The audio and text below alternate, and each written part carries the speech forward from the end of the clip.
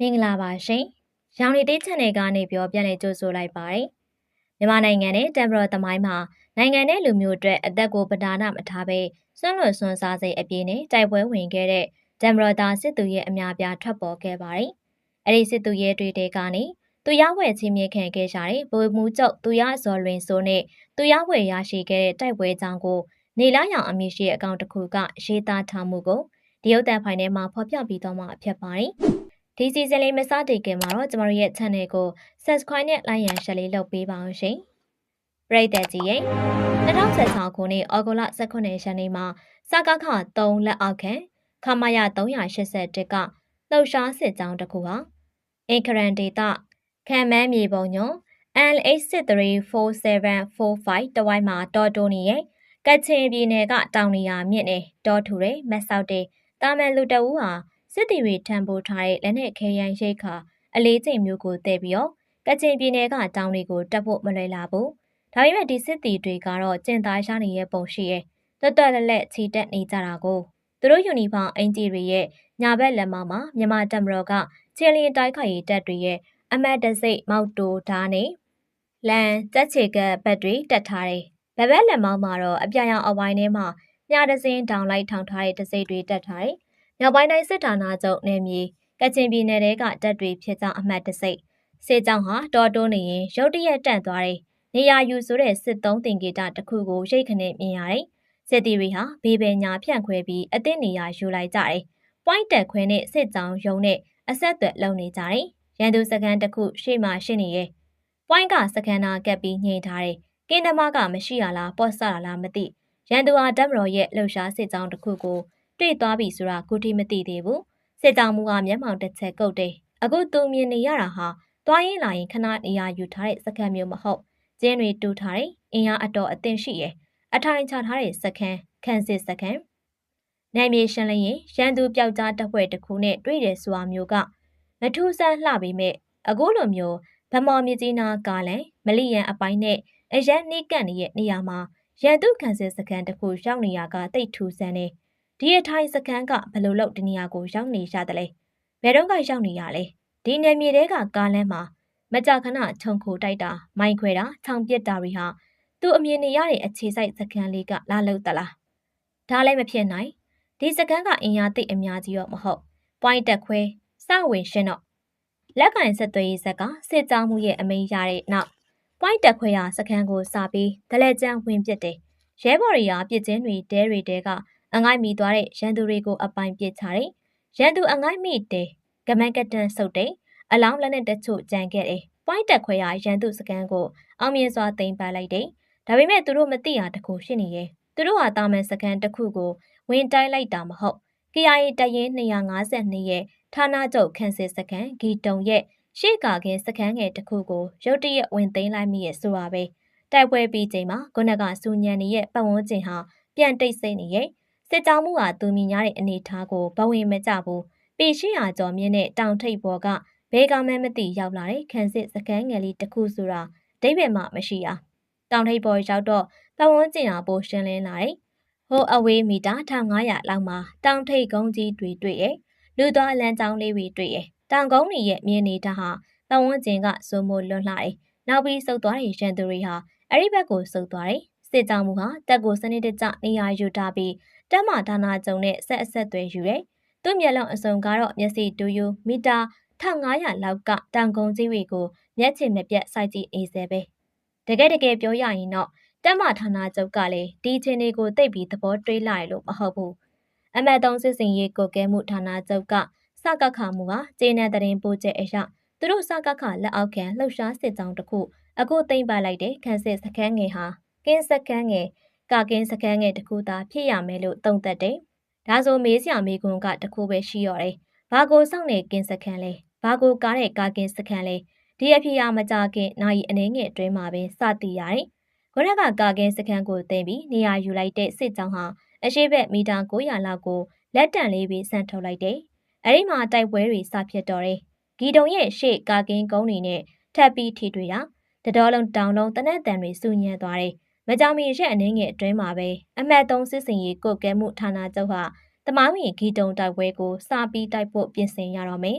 ။ ဂီတုံဟာ KIA တရင်252ရဲ့ဌာနချုပ်ပေ1000ကျော်မြင့်နဲ့တောင်ထိပ်ပေါ်မှာအခိုင်အမာတည်ဆောက်ထားတဲ့တပ်စခန်းဖြစ်တယ်။မြစ်ကြီးနားဗမော့ကလည်းမလန်းရန်ဒေသနဲ့အဖြောင့်တိုင်းမီတာ1500လောက်ပဲဝေးပြီးတော့တရုတ်နယ်စပ်နဲ့အဖြောင့်တိုင်းမီတာ2000လောက်ပဲဝေးရယ်။ဝိုင်းမော်နဲ့အဖြောင့်တိုင်း10မိုင်လောက်ပဲဝေးမယ်။ဒေါ်တောင်ထူထပ်တဲ့အနေအထားကိုအခွင့်ကောင်းယူပြီးဒီ2016ခုနှစ်ထဲမှာမှဒီစကန်ကိုလာတီဆောက်ထားတာဖြစ်မယ်လို့ခန့်မှန်းရတယ်။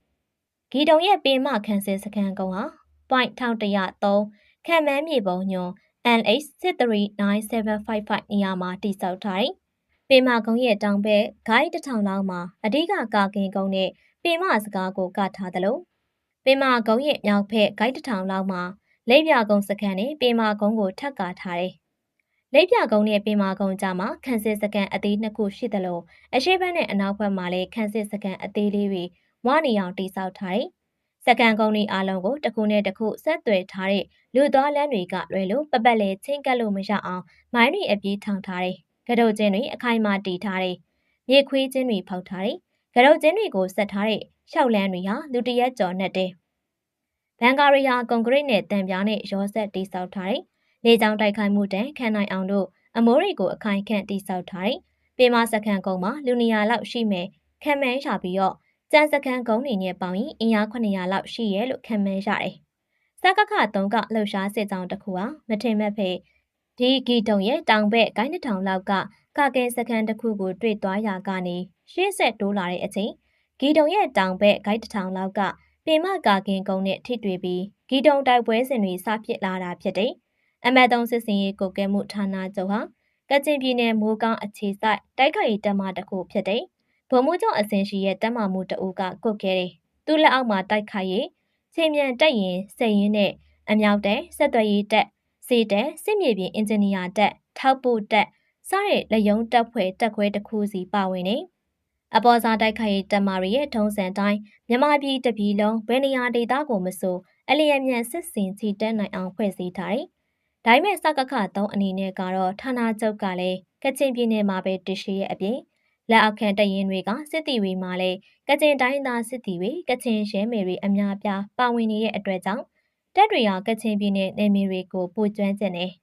ဘာသာစကားကောင်းကောင်းတက်တယ်။ကချင်ပြည်နယ်ကတောင်တန်းတွေတောတွေထဲမှာကျင်ကျင်လဲသွားလာလှုပ်ရှားနိုင်တယ်။စကခ3ဟာပြီးခဲ့တဲ့ကချင်ပြည်နယ်တိုက်ပွဲတွေမှာ KIA ကိုကောင်းကောင်းလက်ဆွဲပြခဲ့တဲ့နာမည်ကြီးချေမြန်တပ်မတစ်ခုဖြစ်တယ်။ KIA ကပိတ်ဆို့ပြီးဝိုင်းတိုက်နေတဲ့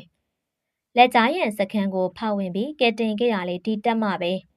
ခရာဘွန်တောင်ကျောပေါ်က .1012 ကိုတက်သိမ်းလိုက်ပြီးတော့.981ကိုချင်းချောင်းရဲ့အမြောင်စကန်ကိုဖြိုပြစ်ခဲ့တာလေဒီတက်မပဲအခုဒီတက်မကတက်တွေဟာနယ်မြေတိုးကျအသစ်လာဖွင့်နေ KIA တရင်252ရဲ့အခိုင်အမာဌာနချုပ်ဂီတုံကိုဖေရှားရှင်းလင်းဖို့အမိန့်စာရတယ်စက်တင်ဘာလတစ်လလုံးဟာဂီတုံနားမှာဖြိုဖြိုဖြောက်ဖြောက်တနက်တန်တွေစုညံ့နေရဲ့ဂီတုံရဲ့တောင်ဘက်ကကာကင်စကန်လေးကိုသိမ့်ပတ်လိုက်တဲ့စကခ3ကအမှတ်381ခြေမြန်တက်ရင်ဟာဂီတုံရဲ့တောင်ဘက်မီတာ1000လောက်ကနောက်ထပ်ကာကင်ကုန်းစကန်ကိုဝင်လုံးပြီးသိမ့်ပတ်လိုက်တယ်။မြေပြင်သတင်းထောက်လန့်ချက်အရာရောလေကြောင်းကင်းထောက်မှုအရာပါဂီတုံဟာစကန်ကြီး3ကိုစကန်ငယ်4ပေါင်းများစွာပါဝင်တဲ့အင်အား900လောက်တက်ဆွဲထားတဲ့ရန်သူအခိုင်မာခန်းစစ်ဒေတာကြီးမယ်စကခ3ကတည်သွားခဲ့ပြီ။အဲဒီနောက်မှာတော့ရှယ်နေငယ်တွင်းမှာပဲဂီတုံကိုချင်းကပ်ရလမ်းမှာနောက်ထပ်စကခ3လက်အောက်ခံခြေမြန်တက်ရင်တွေရောက်လာတယ်။စကခ3စကခမှုဟာတိုက်ပွဲဖြစ်နေတဲ့ဂီတုံရဲ့ဘေးမှာကာကင်ကုန်းနာထိကတ်လာခဲ့ပြီးဂီတုံကိုဘလို့တိုင်မလဲစီရေး3သက်စီမံကျဲဆွဲတော့တယ်။ဂီတုံရဲ့အဓိကအဟန်တာက3ကျဲရှိရဲ့။ပထမအချက်ကမြေအနေထားအသာစီးရရှိရပဲဂီတုံကိုချင်းကပ်ရလမ်းဟာမတ်ဆောက်ပြောင်းချောလာတယ်။ချင်းကပ်တဲ့တက်တွေဟာမီတာ600-900လောက်ဂုံးပြောင်ပြောင်ကိုအလွတ်ချင်းကဲရှာမယ်။ဂုံးပေါ်မှာကရန်သူစသက်နက်ကြီးတွေလက်ရှက်ထိုးချထားတယ်။စနိုက်ပါရီနေရာယူထားတယ်။လက်နက်ကြီးပစ်ကူကစခန်းကုန်း3ကုန်းလုံးကထိထိရောက်ရောက်အနီးကပ်ပစ်ကူပေးနိုင်တယ်။ဒါကြောင့်ဂီတုံကိုလူမသိအောင်ချင်းကပ်ဖို့ခက်ခဲတဲ့ဒုတိယအချက်ကတော့ဂီတုံကဘန်ကာရီရဲ့ခိုင်မာမှုပဲဘန်ကာရီယာကွန်ကရစ်ထဲမှာတံပြားတွေပါထည့်သွင်းဆောက်ထားတယ်။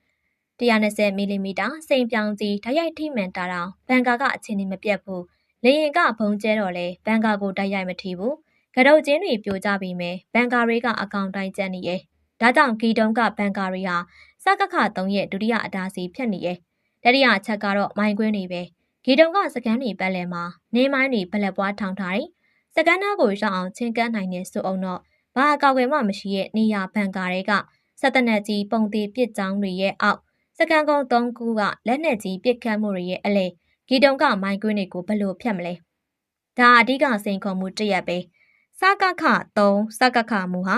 ဂီတုံရဲ့အခက်အခဲအတားစီ3ခုကိုစတင်ရှင်းလင်းဖို့စီစဉ်နေသူတို့တိုက်စစ်စီမံချက်ဟာတမယိုးကြမဟုတ်အတော်အံ့အားသင့်စရာကောင်းတယ်လို့အလုံးမဖြစ်ဘူးလို့ဘယ်သူမှတတ်အပ်မပြောနိုင်ဘူးစကခမူရဲ့စီမံချက်တိုင်းပထမဆုံးစဖောက်လာတာကတမ်မတော်ရဲ့စစ်မြေပြင်အင်ဂျင်နီယာတက်ကဖောက်လာတဲ့ဓာတ်ကြောင်ထိုးလန့်ဖြစ်တယ်အဲ့ဒီလမ်းလဲပြီးတော့ကိုဘက်ကတင်ထားတဲ့ရန်သူကာကင်ကုန်းအခြေနာအထိရိတ်ခါခဲရန်တွေလွယ်လွယ်ကူကူရောက်လာတယ်ဒုတိယထပ်ရောက်လာတာကတော့ဘယ်သူမှထင်မထားတဲ့တင့်ကားတွေစကခမူဟာဓာတ်ရိုက်ပစ်ကူရယူဖို့တင်ကားကိုသုံးဖို့ဆုံးဖြတ်ခဲ့တယ်တင်ကားလေးစီဟာရန်သူစခန်းသားအထိမချင်းကပ်ပဲမီတာ2000လောက်အကွာမှာပဲပုံပြက်ဖုံးကွယ်နေရာယူထားတယ်စကခ3လက်အောက်ခံခမာယ386တက်ရင်မှုဟာစစ်တပ်ကတူအပတ်စဉ်42ဆင်းဖြစ်တယ်သူကဒီစကန်ကိုသူရှိဆုံးကတိုက်ပြစေလို့ထားပြီးစံတာပြုတယ်သူနဲ့နောက်ထပ်တရင်ဟာလက်ကင်ရိုးအတူတက်ထားတယ်ခောက်ကော်ပြားတွေကိုစီကပြီးစကခမှုရဲ့နောက်ထပ်စီမံချက်ကိုအကောင့်ထဲပေါ်တယ်သူတို့တက်ညီလက်ညီလုံးနေကြတာကတန်နယ်ကြီးတစ်ခုဖောက်ကြတာအဲ့ဒီလိုင်ကောင်းဟာအမြင့်10ပေအကျယ်3ပေနီးပါးလောက်ရှိရဲ့အမိုးကိုတက်လုံးတွေတဲအိတ်တွေမြေကြီးတွေနဲ့မိုးတယ်အဲ့ဒီလိုင်ကောင်းကြီးဟာမီတာ1000လောက်ရှိလျားတယ်ရန်သူစခန်းသားနီးလာချိန်မှာလိုင်ကောင်းဟာအင်္ဂလိပ်အခရာဝိုင်းပုံတဒန်းနှစ်ချမ်းကွဲသွားတယ်ဝိုင်းရဲ့ထိပ်ဝါနှစ်ခုဟာရန်သူစခန်းနဲ့မီတာ200အကွာထိရောက်တယ်ရန်သူတွေအနေနဲ့ကန်ကောင်းတာတစ်ခုကမီတာ200လောက်အကွာမှာကြောက်ကြောကြီးတစ်ခုခံရတဲ့အတွက်ကြောင့်ဆက်တိုးလို့မရတော့ဘူးဒီတရင်နှရင်ကဒီတန်နဲ့ကိုတလာနီးပါးနေရောညပါအပြင်းထန်ဖောက်ကြတယ်သူတို့ဒီလိုလှိုင်ကောင်းဖောက်နေရောမှာစကခ3လက်အောက်ခံအမှတ်388ချိန်မြန်တက်ရင်ကဂီတုံးရဲ့အရှိဘက်ကနေတစ်ချိန်လုံးရောင်ပြတိုက်နေရဲ့လေရင်နှစ်စီးလောက်ကလည်းရာသီဥတုကောင်းရင်ဘုံလေးလာကျဲလိုက်ရော့ကတ်နဲ့ပြစ်သွားလိုက်လှုပ်ပြနေရဲ့ရန်သူနေနဲ့သူတို့ရဲ့အတီးကတေမင်းဟာမြေရောက်ကလာနေတာမှလုံးဝမရင်မိခဲ့ဘူးဘယ်တော့မှတိုက်လို့မရတဲ့ဂီတုံစခန်းကြီးစသဖြင့်ဝန်ကြားနေခဲ့ကြတယ်ဒီဇင်ဘာလ16ရက်နေ့မတိုင်မီရက်အနည်းငယ်မှာစကကမိုးမှာထားတဲ့ထူးထူးဆန်းဆန်းပစ္စည်းတွေရောက်လာတယ်ခြေထောက်ခြေပွားပုံစံတမ်မဏိပြအထူတွေအဲ့ဒီဘေးညာတန်ခြေပွားတွေကိုတောစီဖက်နှက်ထဲကိုထက်ဝစ်ဖို့အမေးရတယ်ဂီတုံကိုရှေဆုံးကဝင်ဆောင်မဲ့စစ်တီတွေဟာအဲ့ဒီတန်ခြေပွားတက်ဖက်နှက်တွေဆေးလိုက်ပြီးထူးဆန်းအံ့ဩတဲ့အမှုရှာနေအောက်ကိုငုံကြည့်လိုက်ဒီလိုဖြစ်နေကြတယ်ဒီလိုထူးထူးဆန်းဆန်းကိစ္စမျိုးကိုသူတို့တစ်ခါမှမစင်စားခဲ့မိကြဘူး16ရက်12လ2016ရက်နေ့ဟာ KIA တရင်252ဌာနချုပ်ရဲ့ဘယ်တော့မှမကြောက်နိုင်ဘူးဆိုတဲ့ဂီတုံခန့်စစ်ဒေတာကြီးကျမစိုးဝင်တဲ့နေ့ပဲ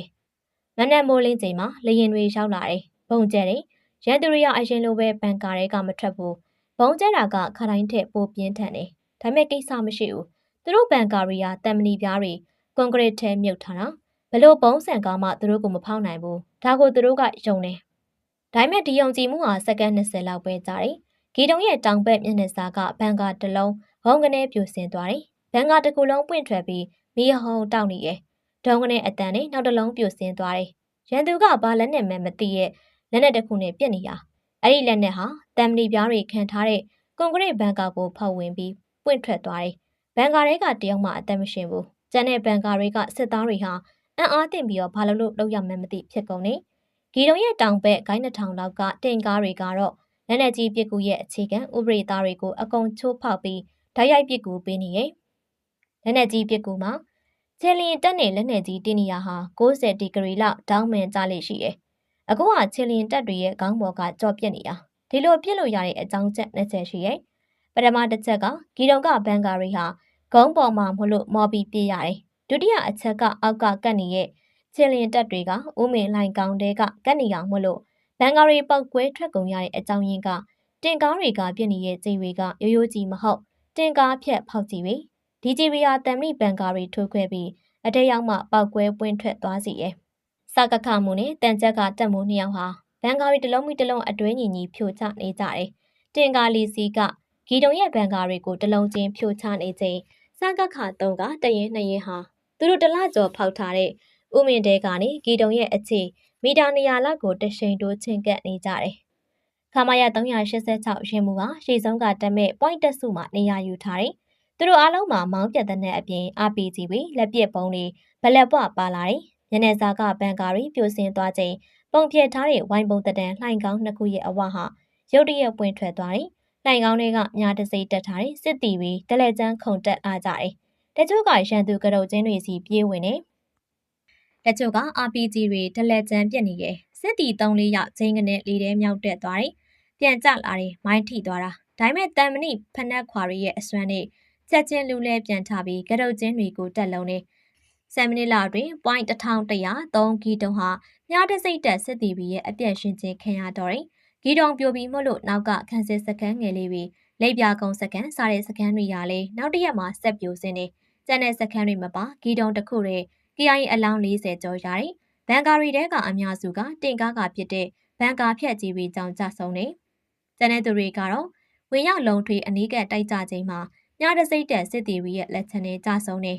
စကခ3မြားရီဘက်ကလည်းဂီတုံစကန်သိမ်းတိုက်ပွဲမှာစစ်တီ9ဦးကြဆုံးပါတယ်ဂီတုံစကန်ကြဆုံးမှုကနေသတင်းစကား3ခုမျှဝေပေးဖို့လိုပါတယ်ပထမတစ်ခုကတော့တမတော်ကတကယ်တမ်းတိုက်ရင်1948ခုနှစ်ကနေဒီကနေ့အချိန်ကာလထိဗယ်လက်နဲ့ကင်အဖွဲ့ရဲ့စခန်းမှကြက်မခံနိုင်ပါဘူးအားလုံးကြဆုံးရပါတယ်ဒုတိယချက်ကတော့ဂီတုံကိုတိုက်သွားတာဟာချိန်မြန်တမကစိုင်ထားပြီးတကယ်တရင်နှရင်ကပဲစကန်သိန်းတိုက်ပွဲလုပ်သွားတာပါခမာရ380ချောင်းနဲ့383တို့ကဂီတုံကိုဝင်သိမ်းလိုက်တာဖြစ်ပါတယ် KI အနေနဲ့ဒီတက်မရဲ့လက်စွမ်းလက်စကိုလက်ကြားရန်တို့ခရာပွန်တို့တုံးကလည်းမြည်စမ်းကြည့်ပြီးဖြစ်ပါလိမ့်မယ်